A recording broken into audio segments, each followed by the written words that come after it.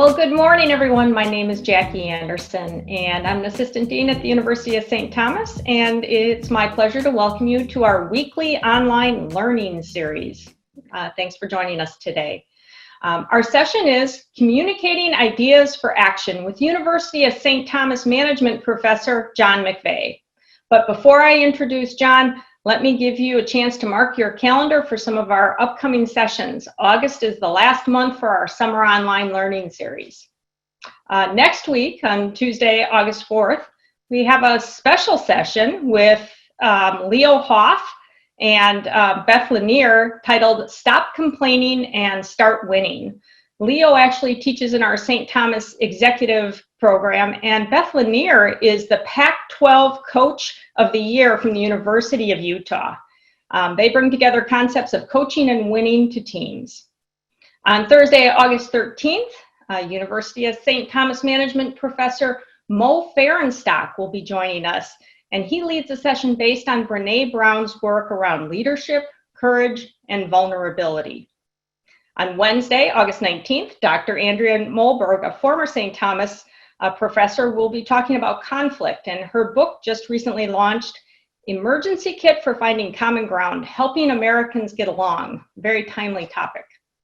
And then finally, we wrap up our summer online learning series on Thursday, August 27th with Don McPherson on 12 trends of living and working.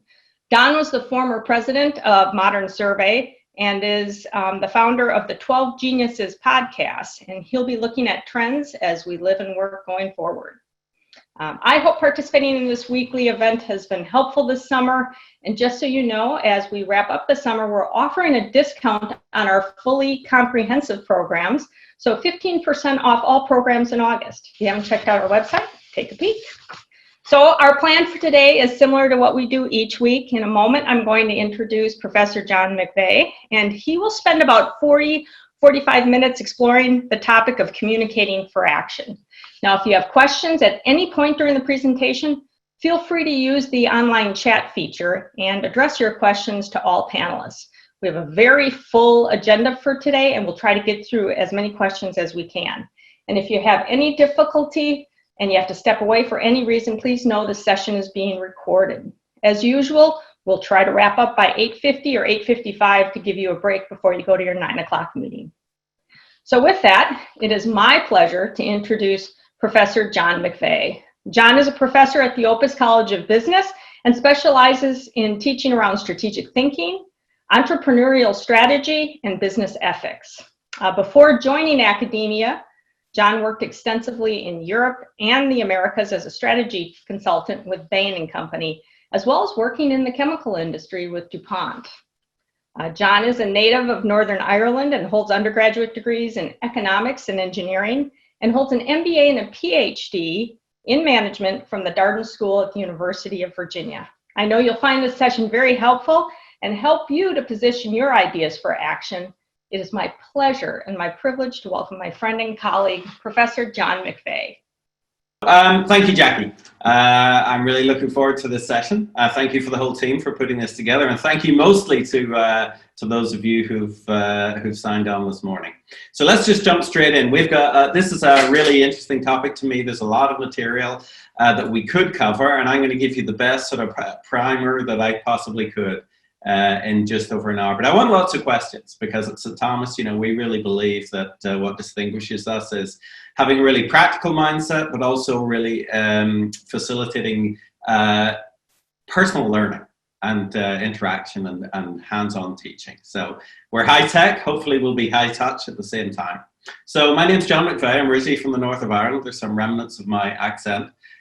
Someone just said we're being recorded. I better watch my language in that case, because if this is being officially transcribed. But we're going to talk today about a subject close to my heart. As Jackie said in the preamble, I worked as a consultant for many years for Bain & Company. And obviously, you get one shot at presenting 2 or 3 months' work of dozens of people to a board. And it's very important that you have impact when you're presenting. And my old boss, Orit Gadish, who was the head of Bain at the time, she used to say, After we took in the work and I was getting ready to go and take this out to the board of whatever client we were working for to present, she'd pick up this presentation and she'd say, okay, she'd gone through every slide and every piece of data, she'd put it all aside and she'd say, okay, this is a great job, this work looks great, but what are you going to tell them that they're going to do different on Monday morning? Because if you don't tell them, if they're not going to do something different on Monday morning, you've completely wasted their time, you've completely wasted their money, and you've completely wasted our time. And so it's that idea of impact for action that's really our subject today. So let me start the presentation. If you have any questions, please interrupt me. I like being interrupted because your questions always take us in a much more interesting tangent than the tangent I intended. So presenting ideas that generate action. Now, why is that important? Because, you know, we present for all sorts of reasons, not just for action. You know, we present for education sometimes. I do, I hope. We present for information. We sometimes present for persuasion. Sometimes we present just to explore a particular idea. But that's not what we're talking about today. We're talking about the very specific instance when we're trying to present and we're trying to get action from a leader, normally, to make a decision. How many times have you sat through a presentation where somebody bumbles through 500 slides, they're super professional, the slides are all fantastic, everybody really, wow, this guy's really smart, this guy should be next to be promoted, this is awesome. Then they break, we all go for coffee and someone goes, what actually is he talking about? Well, I'm not really sure. What does he want us to do? Oh, I have no idea, right? So that can have a role if we're presenting for education, just informing the audience. You know, so this is a very specific topic that we're going through. It turns out that to present for ideas that generate action, they really need three things. We need to be memorable, we need to be compelling, and we need to be personal. And that's often not the case when we're going through these enormous 500 slide loops that are just informing the audience. So let me go through each of those briefly and we'll dig in a bit deeper in a few minutes. Memorable. How do we make our presentation memorable? Well, it turns out we know a lot of this from other research. Human beings, it turns out, are wired for certain things to remember. And it's mainly stories. That's how our brain works. I guess it's evolution around a campfire. We have to tell stories that are consistent and stories that are surprising. So if you achieve that, it's framing your presentation as a story that's consistent and surprising, people will remember it. So let me give you an example. So let's say I'm going to a business mixer and I'm trying to get to know some people. And I walk up and I meet someone called Jackie. And Jackie's a fascinating person. Jackie loves to lead detective literature. She's a financial analyst. She actually loves canoeing on the Boundary Waters. She's got 3 kids. She likes Republican politics. She loves the fashion of European designers. And she reads the New York Times. That's Jackie. And I chat to her and I find out all these things and I walk away. And then I come across another guy and he's stood over at the bar and he's called Clint. And he's dressed sort of in a sort of cowboy outfit. He's got a cowboy hat. And when I talk to Clint, he says he's from Arizona. And I ask him what his hobbies are and he rides horses. He rides and breeds horses. He smokes Marlboro cigarettes, and he likes to watch Western movies, and he loves to read books about the sort of migration towards the West in this country. So then I go and meet some other people. I meet Brian, who's a bit like Jackie, and I meet those other people with varied backgrounds and everything. Who is the only person I'm going to remember at the end of that session? Clint. Why? Because everything about that persona is consistent. My mind is automatically going to say, I remember Clint, he's the cowboy guy. Jackie She's maybe a more fascinating person, but I'm not going to remember her because she's, I don't know, all things to everybody. She's all sorts of different dimensions, and it's hard to pin it down. When we're presenting, we are not trying to present our full persona. Should not be trying to present everything we know. We should not be presenting, showing all of our attributes and all the knowledge we've acquired in our work. We're presenting with purpose to generate a specific action. So we need to focus on telling a compelling story that is memorable because it is consistent and it's unique and it's surprising. Secondly, we need to tell a story that's personal.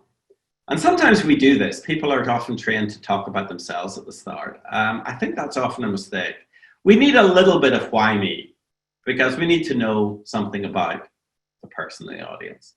But we need a great deal more of why you. The biggest step we need to make when we're presenting. I need to put myself in the shoes of the person I'm trying to persuade to take action. Not everybody around the table is going to be the person who's going to take action. I need to put myself, before I walk in, before I design my presentation, and say, who is the person I'm trying to get to act? How will they come to the table? What will their priorities be? What matters to them? How do they like to be communicated to? I need to put them in a position that this is all about them and about why they need to act. So that's very important. Second thing is making this personal, not just generic and not about showcasing yourself. The third thing we need to do is we need to make it compelling. And this is where we'll spend most of our day. So let's go back and dig in a bit depth. To make it memorable, do not start your presentation with you, your idea, your finances, and with what you need. Right? That is often what we do because we're nervous. We think we're being polite. We think the same etiquette applies as might apply at a business meeting or at a social function that you need to introduce yourself. But really, people, if this is focused on the decision, it's really not about you. And that's sort of boring. We need to start with a human story about the unmet need that is out there that you are trying to present or the change that you're trying to present. And you need to, as I say, step across to the other side of the looking glass and put yourself in the shoes of the person, the decision maker you're trying to persuade to make a change. Why does it matter to them? Why should it matter to all of us? What difference would it make if that thing that we've identified, that change, that difference could be met? And imagine a way that this could be met uniquely. If you're not presenting something unique, again, it's unlikely that you're going to persuade anyone to change. And therefore, your first question is really basic. It's why I want you to listen. And again, how many times do we sit through presentations or giving presentations? People are truly not listening. And you know, the wrong answer is to ban cell phones. The wrong answer is to tell people they can't check their email because they must do that if they're bored.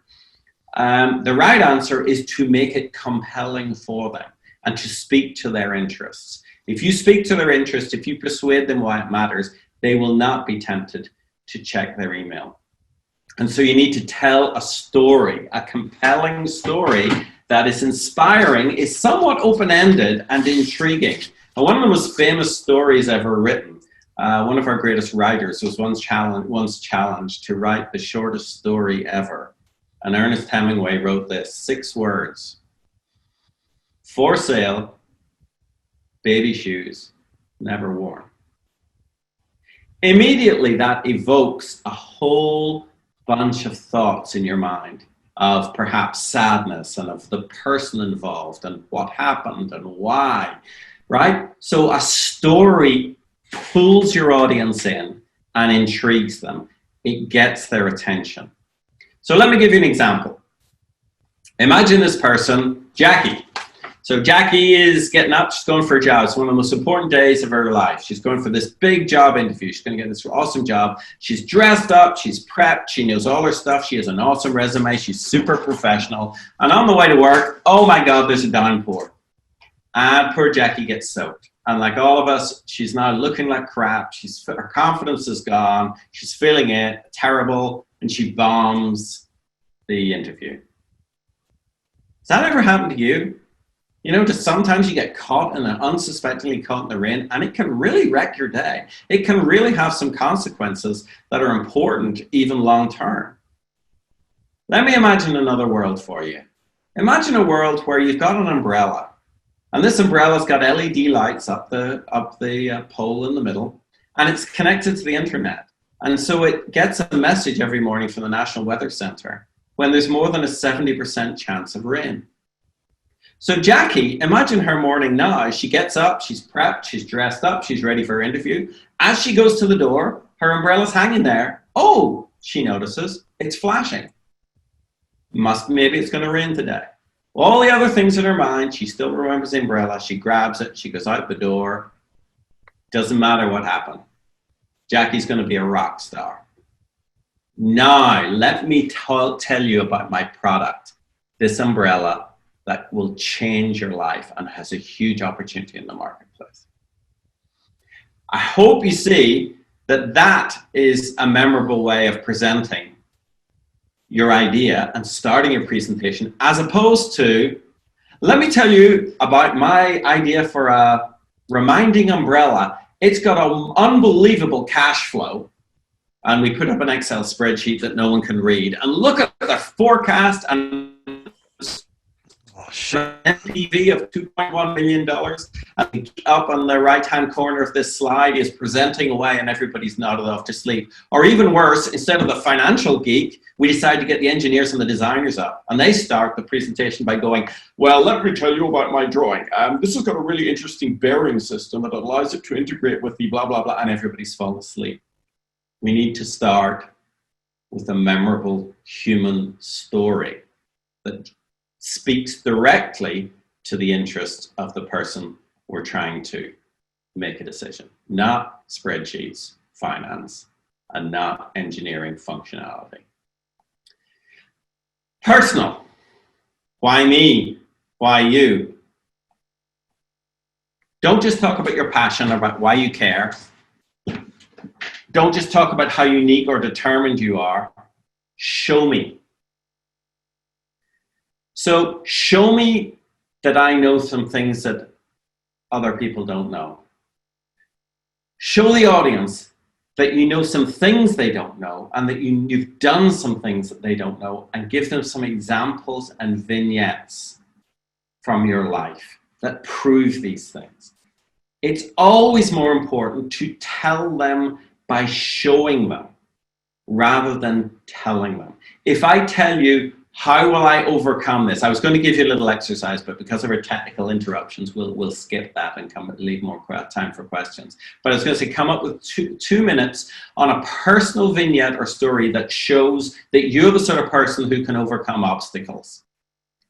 That is so much more powerful than actually saying, hey, I'm John, I can overcome obstacles. I can do anything. Why should I believe you? Well, let me tell you about the time I, blum, blum, blum, and you tell a personal story that exemplifies this thing you're trying to present, which is the ability to overcome obstacles. So tell a story, actual events from your life that demonstrate, show me what you're trying to present, don't just tell me. So we've covered briefly memorable, right? It has to be consistent, like Clint the cowboy. It has to be surprising, personal, that we couch it in terms of a story that personally connects to the person you're trying to make action. And then third, compelling. And this is where we're going to spend most of our time based on the work of Barbara Minto, who was one of the founders of McKinsey and Company. And she came up with a way of presenting ideas that is called the pyramid principle. And it helps you answer why, what, and how you're actually presenting. What very specifically you're asking them to do. And one of the first things you need to do is you need to persuade the audience that the platform they are standing on is on fire. The way things are, the status quo, the thing that they all believe in your company or whoever you're presenting to, that is unsustainable. So the question isn't, should we change or should we take action? The question is, which action should we take? And I've got the answer for you here. So the first step is the platform is on fire. The status quo is not acceptable.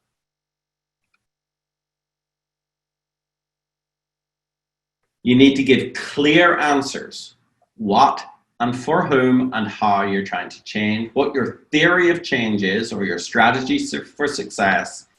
And you need to combine not just stories, as we talked about the importance of stories at the start, but you also then need to back those stories up once you've hooked your audience in with the story with sufficient evidence and data that will convince a person of goodwill. It doesn't have to be a scientific proof. It's a bit like a jury in a court trial. You need to convince a person beyond reasonable doubt that this is a good idea and this is what we must do. I also have a bias that all of your presentation ought to be understandable to a bright 12-year-old, no matter what you're presenting. Whether you're presenting a high-tech solution or some piece of bioengineering, if you can't explain it in terms that are understood by a bright 12-year-old, that's always a sign to me that I don't understand the idea myself very well if I can't explain it to a bright 12-year-old. So we're going to walk through some of the basic principles of the pyramid proposal and how we structure our thinking to get this action. So what is a pyramid proposal once we've gotten through the basic introduction and the story? Well, I like to think of it a bit like a Greek. This is the basic structure of the way we present for action. Your compelling proposition at the top, what you're telling them to do, that is backed up by supporting argument 1, 2, 3, and 4, the key elements that must be true in order to make your proposition true. I'll give you some examples later. And then data and evidence underneath. So let me give you an example from higher ed. Universities must go in executive learning to an online model immediately. Why? Number one, the lessons from the pandemic are going to be structurally permanent changes to the way we work. Number two, the old method of bringing people into classrooms is too expensive and too inflexible for today's modern standards. Number three, there is sufficient technology, although you might wonder the way we got knocked off the net a few minutes ago, but there is effective technology for doing this well. And number four, the next generation is ready to make this change. And then under each of those arguments, we would have supporting evidence for this. And this is what you present, and this is what you only present. And I'm going to talk a little bit about that in a few minutes. So you build up, as we'll say later, the pyramid principle from the bottom when you're doing the work. But when you're presenting, you start at the top. And this is very counterintuitive. Answer first presentation. You start as I started with an arresting, universities must go to an online model immediately. Why am I saying that? Boom, boom, boom. You go across the key propositions across the middle. And then why should I believe that these three propositions are true? Well, here's my compelling data and evidence at the bottom. So let me go through this.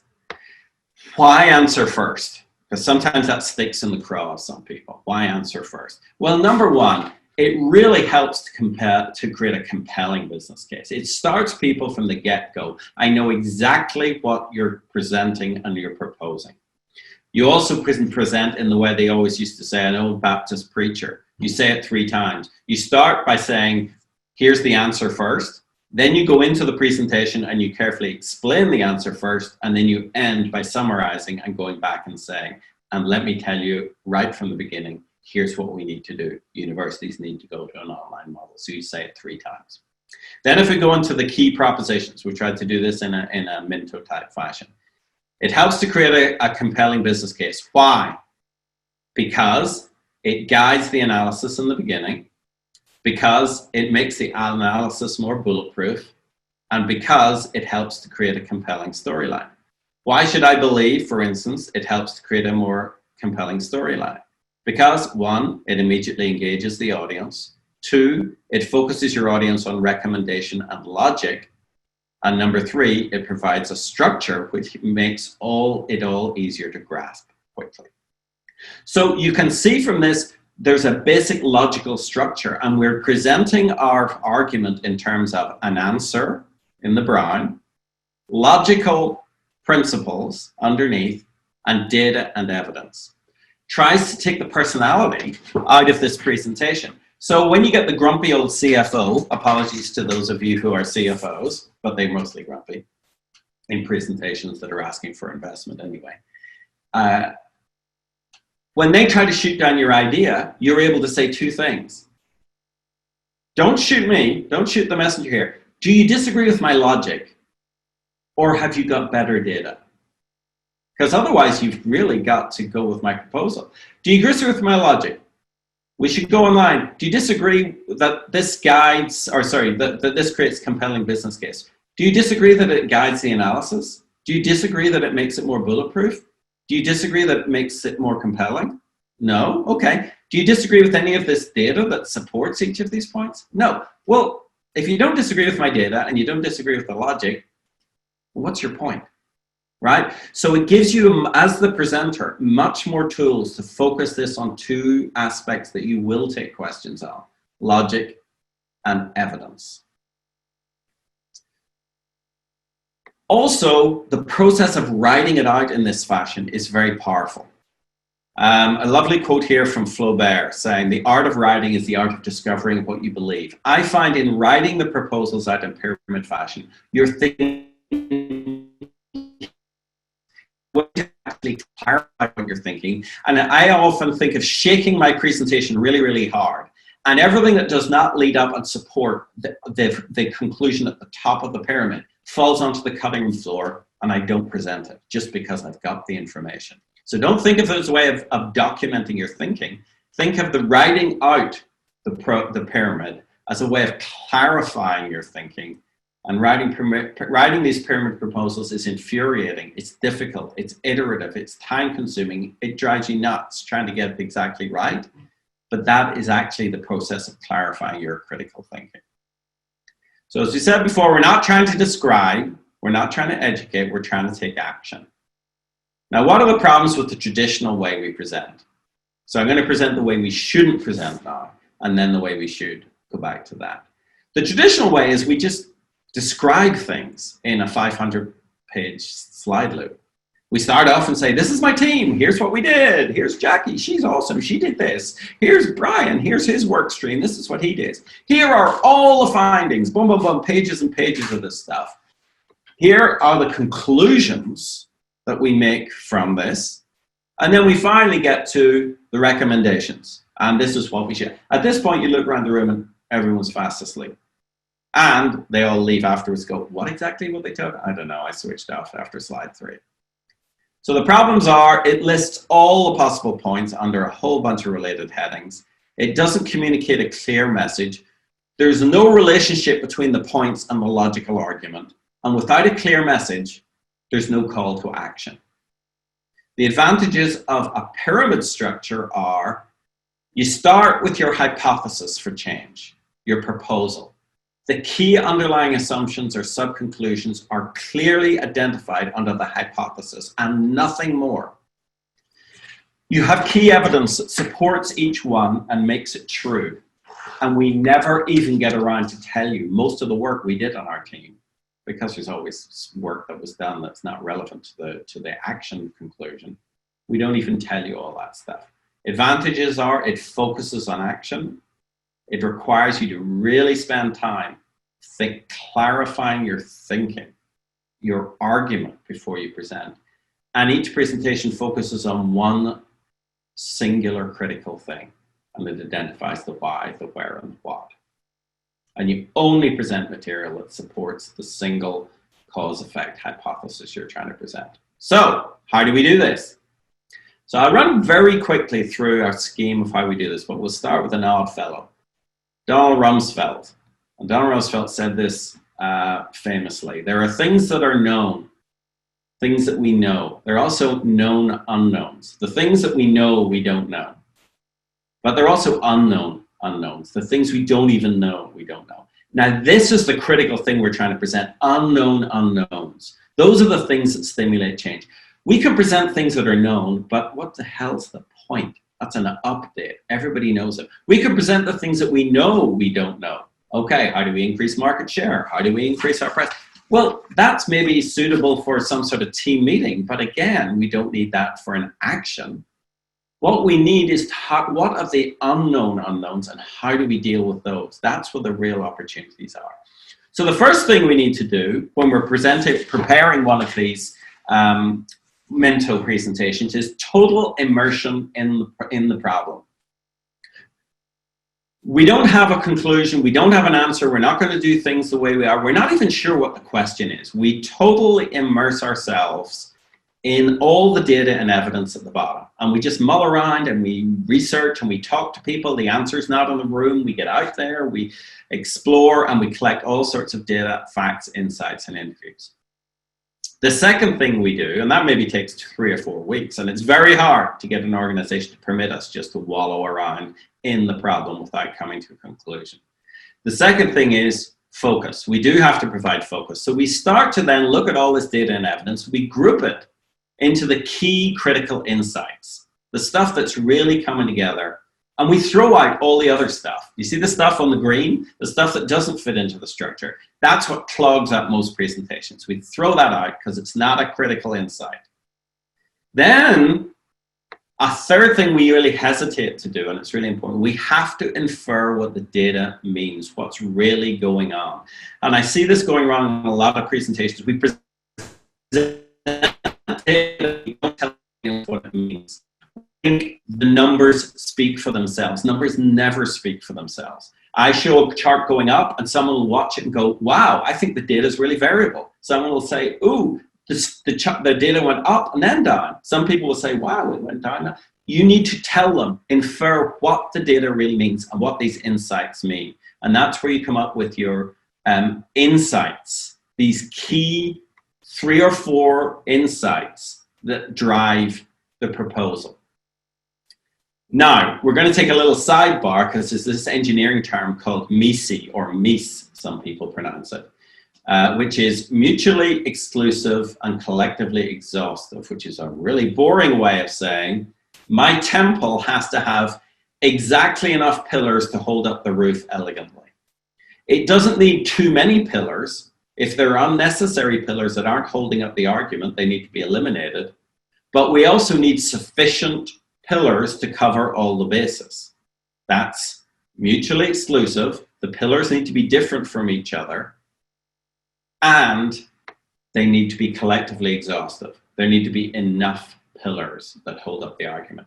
So you can see on the left, mutually exclusive is at the bottom. We separate the issues along the pillars and we present those separately. We don't muddy it up by mixing up customer preferences with pricing. We separate those into 2 arguments and we make a clear inference about what we're trying to say on each of those. And then we make sure we cover everything. Yes, we've covered pricing issue. Yes, we've covered the challenges of manufacturing, but we haven't said anything about competition. We can't make this argument without arguing that we can overcome the competition. So we need a 3rd pillar. So mutually exclusive, collectively exhaustive. That's a very hard piece of this analysis. So now we've got all our data at the bottom. It's sieved out all the irrelevant data and the stuff that doesn't collect together as key insights. We have inferred what that data means into 3 or 4 clear insights. And we've made sure that those insights are MECE, mutually exclusive and collectively exhaustive. We've done enough work and we've clarified the issues. Then we need to put it all together. And this is where we come back to our story for action. We need to put the pinnacle on top of the pyramid and we get the main takeaway on the inside. Now, as you can see, we've done this from bottom up, from the bottom up. And we've built this beautiful pyramid. And we're only going to present our compelling proposition, our supporting arguments, and the data and evidence that supports that. I've even got a little checklist that we can go through that says, okay, start at the top. Is it one clear recommendation? Is it a recommendation leading to clear action? Is it a big enough issue to make a difference? Secondly, Do we have enough pillars? Are they MECE? Do all the pillars relate directly to the conclusion? Point 3, is there sufficient evidence to support each pillar? Number 4, at the very end, is it clear, persuasive, and motivating? So you should tick off this box every time you do it. And I probably, when I'm coming up with a pyramid proposal, I will probably have drawn and redrawn the thing 24 times and changed the wording before I get one that I'm actually happy with. Then this is a really important issue. Do we present it top down or bottoms up? Well, we work from a bottoms up fashion, but when we present, we always present top down. Always present answer first, then the pyramids, then a quick run through the data. Then just like I did today, you go back to the top and you dig in deeper down each pillar, go back to the data and back to the start. But you always present from top down. Bottom up, creating your presentation and the work. Top down, presentation. So there we have our Minto proposal. I'm going to give you one quick example and then I'm going to take some questions. So quick example here is a company called Patagonia, you may or not be familiar with. I'm not going to give you all the details, but this was a few years ago. And they were trying to decide, they were losing money and they're trying to decide what they should do. And I'm going to give you an example of 3 different arguments which would demand different action. And I don't care what the right answer is. It's just to show you how I would lay out the argument for each conclusion. So here's the first one. And I do these hand drawn because it's your thinking and only normally produce them at the end. Number 1, my recommendation is Patagonia needs to cut all their environmental spending and focus on design and innovation in their clothing in order to remain sustainable. Why? Because the current situation is unstable, because cutting costs is the best way to restore their margins, because environmental spending will not impact their sales and it's big enough to make a difference. And 4, because design and innovation is a core value of our customers, not the environment. Okay, conclusion number 1. Why is the current situation unsustainable? Well, number 1, our margins have fallen by 9% in 5 years. Our cost of goods sold is rising at 2%. Why is cutting costs the best way to restore our margins? Well, cost of goods is already risen by 5% over the last year, and we've already got a 20% price premium. So we can't restore our margins by raising our price any further. We've got to make some cuts. Number 3, or let's go to the last one. Design and innovation is a core value of our customer. Well, we've got 70% of our customers don't even know that we make an environmental contribution. And innovation is the top customer value that was shown in our last customer survey. So let me summarize, Mr. CEO. We need to cut our environmental spending and focus on design. Why? Because the current situation is unsustainable. Cutting the cost is the only way to restore our margins. The environmental spending is big enough to make an impact, and our customer actually doesn't care about the environmental spending. So if you believe my argument, here's the data that proves this is true, here's the data that proves this is true, here's the data that proves this is true. If this is true, and this is true, and this is true, and this is true, the top conclusion must be true. Please follow me by making this recommendation. Or, it doesn't matter that conclusion, here's a different argument that says, actually, you've identified the wrong action. What I believe, I'm a different analyst, and I say Patagonia needs to pull out of Europe and Japan. Why? Because same conclusion, current situation is unsustainable. But number 2, the margin squeeze isn't happening in the US. It's only happening in Europe and Japan if you look at the data. Number 3, Europe and Japan will always have lower margins. And number 4, the US market is sufficient for growth. We only have 10% market share. So we could grow like crazy in the US and still succeed. So therefore, Mr. CEO or Mrs. CEO, what you need to do is, Patagonia, we need to pull out of Europe and Japan and focus on the US. Why? Because it's unsustainable the way we're going, because only margins are being squeezed in Europe and Japan, because Europe and Japan is never going to be a good retail market for us, and we have barely scratched the surface in the USA. Then I've got a further one for we should invest in organic, right? So 3 different conclusions, all based on a pyramid. Then we get to make decisions on logic and data. So I have made a quick run through. Apologies for the little hiccup we had, but we're on time to take some questions. And so if you could send any questions you have to Jackie, that would be great. And otherwise, I will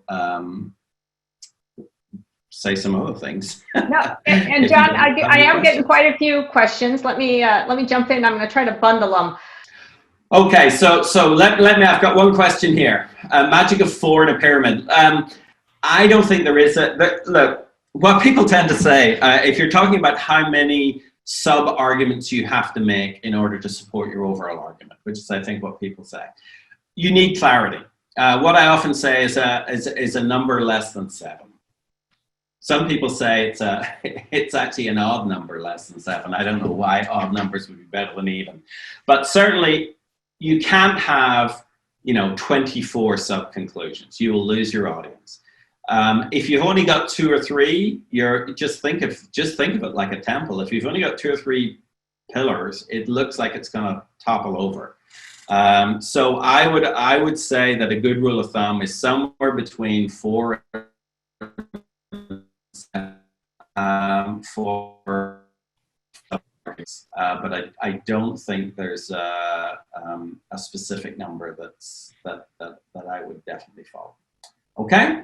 Is there any ideal length of a presentation? No. I mean, that is going to be very dependent on your audience. I mean, most typically, I think an hour is a good length of a presentation. I think people get a little antsy if it's more than an hour, but I've been in many presentations with a board where we've gone on for 4 or 5 hours. Now, most of that, I don't think that's productive. And I think if the presenter is trying to focus on action, you need to cut it short to an hour, because if you leave it into general discussion, people will raise all sorts of other issues and bring in their own personal agendas and get you off that action step. So you're really talking to the person who is trying to make the decision. And here's the other thing is I would always set a start and an end time and always stick to it. Always stick to it. Because people, if you say, could we run over for 15 minutes? Nearly always people say, sure, because they're CEOs in the room or their bosses in the room. But afterwards they'll go, man, never invite that McVea guy again. He ran over, I missed my team meeting, that's terrible. So they'll say yes, but they mean no. So never run over. And I would try to cut the discussion pretty short because you're trying to focus them on taking action. Okay. How, if at all, would you recommend altering the approach for capital raising? Oh, well, listen, this is exactly the approach I used with capital raising. When I worked for Bain, I worked for the private equity function, and I mean, that's literally what we were doing. If anything, what would I do for capital raising? I would make it shorter and I'd make it snappier. Those guys have no attention span. They also don't know what they're talking about quite a lot, and they don't want to get into the details. So you can see the shutters come down with them after about 15 minutes. And I've been in presentations that have been timetabled for an hour, and after 10 minutes, one of them just stands up and says, I've heard enough, we're done, and they walk out. So if you haven't started answer first, you're in deep trouble. That's one of the reasons you start that, because if you're building up to a crescendo and they walk out of the room after 10 minutes, you're dead. So you got to start with that hooking story. But yeah, financial capital raising, very big impatience, but I absolutely believe this. Do not fall like that nonsense they do on Shark Tank and stuff like that. That's not really like the real world. I mean, it's a good show. It's very entertaining, but it's not really like the real world. Most people are trying to invest capital and are not trying to shoot down your ideas, in my experience. Most of them are not trying to shoot down entrepreneurs or business people with great ideas. Most people who are investors in capital love ideas and love people who've got ideas. They want to be supportive. So that idea that they're trying to personally demean you, it's good TV. But with potential investors, I think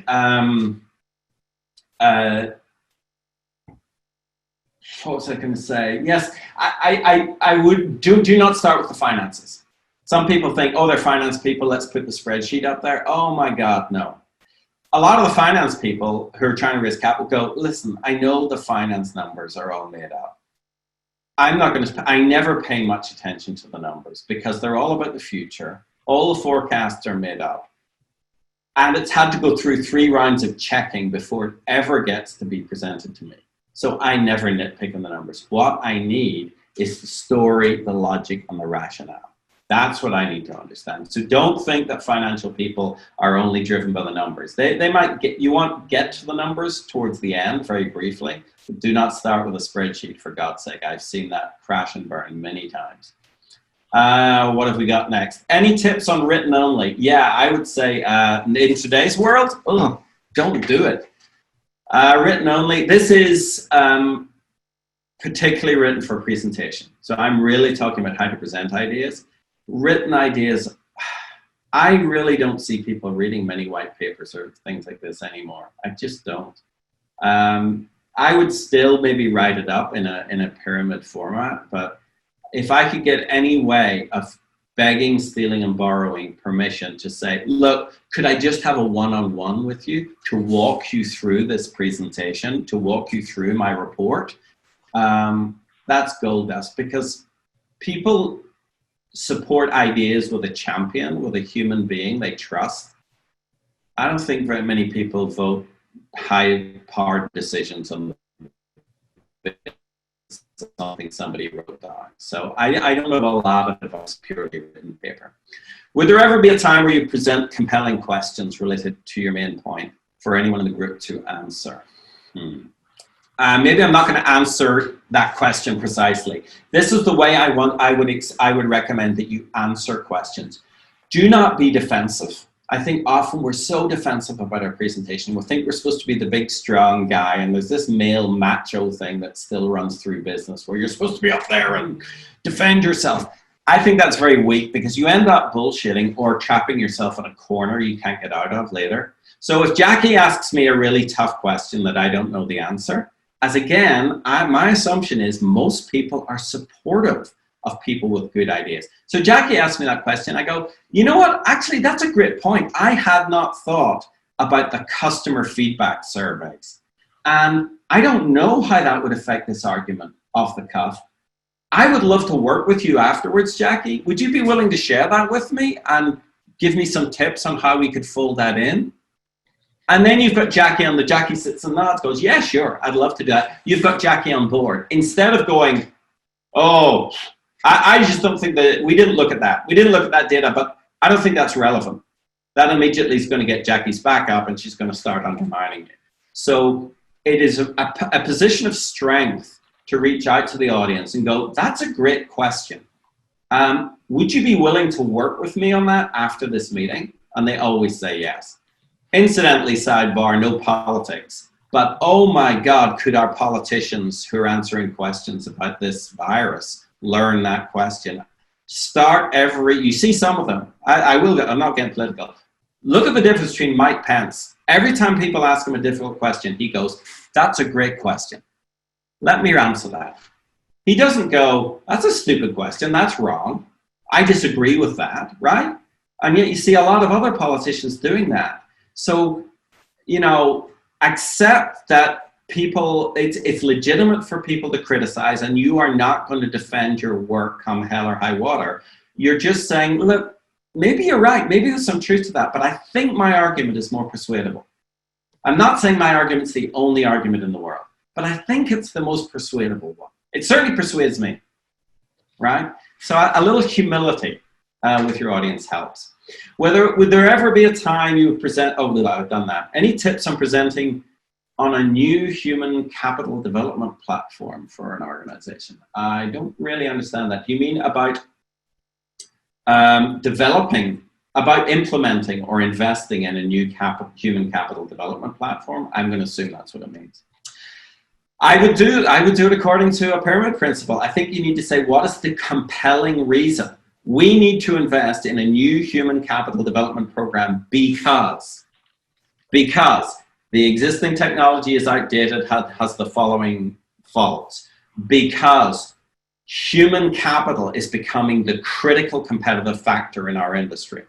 Because the new platforms have extra capabilities that help us link our human capital to our competitive position. Because we have got a great cost investment case for this. blah, blah, blah. And then you get the data to support each one of those underneath. So I think that's how I would do that.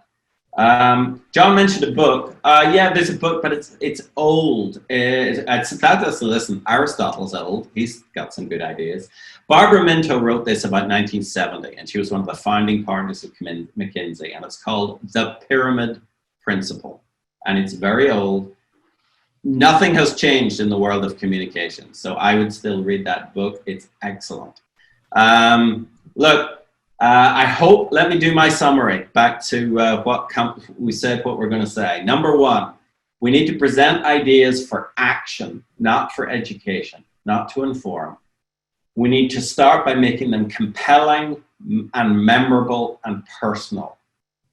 We make them memorable by telling stories that hook the audience in and real insights from our personal life. We make them compelling by having a distinctive, reinforceable, like Clint the Cowboy. We presenting one thing and everything refers to that one thing and only that one thing that's surprising and memorable. How do we make it compelling? We use a pyramid structure. We start with the answer first.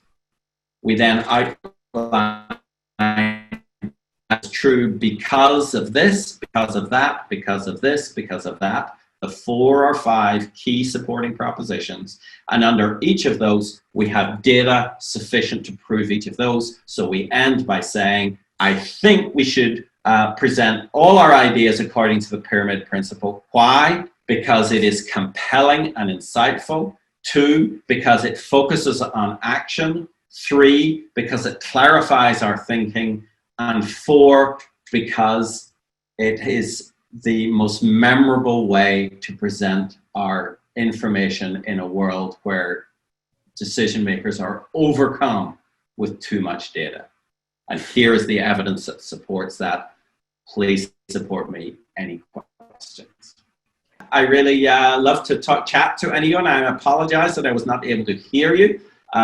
You should have my personal email at St. Thomas from our support team. If anyone's any questions on any of this, you can give me a phone call, send me an email. I'd be delighted to follow up. Great luck with your presentations. I'm sure if you follow pyramid principles, I guarantee you they will rock and you will get much more focus on action. All right, I want to thank John. Thank you for joining us. I apologize for the technical difficulties this morning. Next week, we got a great session, special session on August 4th, Tuesday, August 4th, with the Pac-12 Coach of the Year. It's going to prove to be great. And also, don't hesitate to look at our website. We're running a discount through August. Thanks again for joining us. Be well, be safe. I hope I see you next week.